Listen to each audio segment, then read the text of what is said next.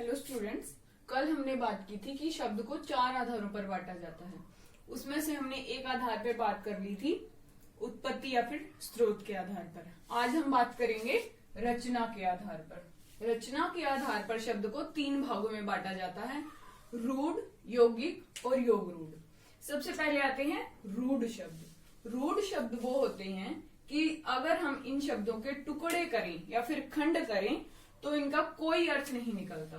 जैसे ये घर है, इसके हम टुकड़े करेंगे घ प्लस र, तो इन दोनों का कोई अर्थ नहीं निकलेगा, दोनों अलग अलग हो जाएंगे। और ये दोनों साथ में हैं घर, तो ये शब्द एक अर्थ दे रहा है। उसके बाद आते हैं यौगिक शब्द। यौगिक शब्द वो होते हैं जो 2 या 2 से अधिक शब्दों से मिलकर बने होते हैं।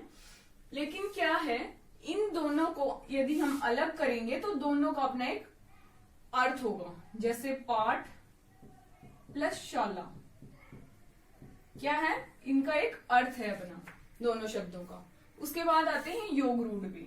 इनकी रचना तो यौगिक शब्दों के समान ही होती है, लेकिन इनको एक विशेष अर्थ के लिए प्रयोग किया जाता है। जैसे दशानन। दशानन का मतलब है 10 है आनंद जिसके, लेकिन ये किसके लिए प्रयोग किया जाता है? रावण के लिए, क्योंकि नॉर्मल इंसान के तो 10 सिर नहीं हो सकते, तो ये किसके लिए प्रयोग किया जाता है? रावण के लिए, किसी विशेष अर्थ में प्रयोग किया जाता है। उसके बाद आते हैं अर्थ के आधार पर। अर्थ के आधार पर शब्द को 2 भागों में बांटा जाता है, सार्थक और निरर्थक। सार्थक शब्द वो होते हैं कि जिनका कोई अर्थ निकलता है, और निरर्थक जिनका कोई अर्थ नहीं निकलता। फिर आगे सार्थक शब्दों को आगे भागों में बांटा जाता है। सबसे पहले आता है एकार्थी शब्द। एकार्थी शब्द वो होते हैं कि जिनका सिर्फ एक अर्थ निकलता है। जैसे जनवरी। जनवरी का क्या है, सिर्फ एक अर्थ निकलता है, इसको एक महीने के रूप में प्रयोग किया जाता है। उसके बाद आते हैं अनेकार्थी। अनेकार्थी शब्द वो होते हैं जिनके एक से अधिक अर्थ निकलते हैं। जैसे कल। अब ये जो कल है, इसके एक से अधिक अर्थ कैसे निकले? आने वाला कल भी हो सकता है और बीता हुआ कल भी हो सकता है।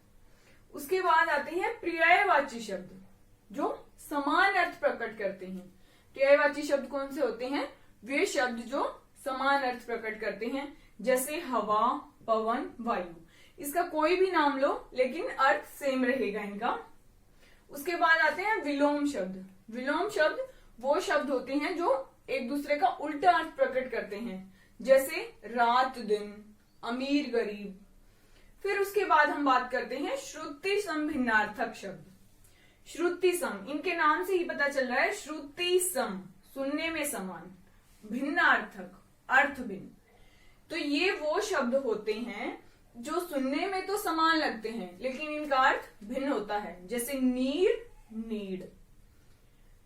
हम नॉर्मली सुनते हैं तो दोनों शब्द एक जैसे लगते हैं, लेकिन नीर का मतलब होता है जल, नीड़ का मतलब घोंसला। फिर उसके बाद आते हैं अनेक शब्दों के लिए एक शब्द। अनेक शब्दों के लिए एक शब्द वो होते हैं जो अनेक शब्दों के स्थान पर एक शब्द का प्रयोग किया जाता है। जैसे दया करने वाला, दयालु, परोपकार करने वाला, परोपकारी। ठीक है। उसके बाद हम बात करेंगे प्रयोग के आधार पर। प्रयोग के आधार पर शब्द को 2 भागों में बांटा जाता है, विकारी और अविकारी। तो हम बात करेंगे विकारी शब्द की। विकारी शब्द वो होते हैं जिनमें लिंग, वचन, कारक, काल के अनुसार परिवर्तन आ जाता है। फॉर एग्जाम्पल, काला घोड़ा। जैसे हमने ये काला लिया, घोड़ा पुल्लिंग है तो काला हो गया यहाँ पे। अगर हम घोड़ी स्त्रीलिंग ले लेंगे तो क्या आ जाएगा? काली घोड़ी। परिवर्तन आ गया ना लिंग के हिसाब से।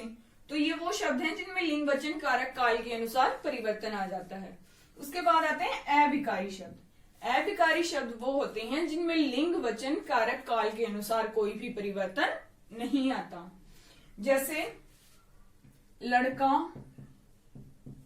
धीरे धीरे दौड़ता है।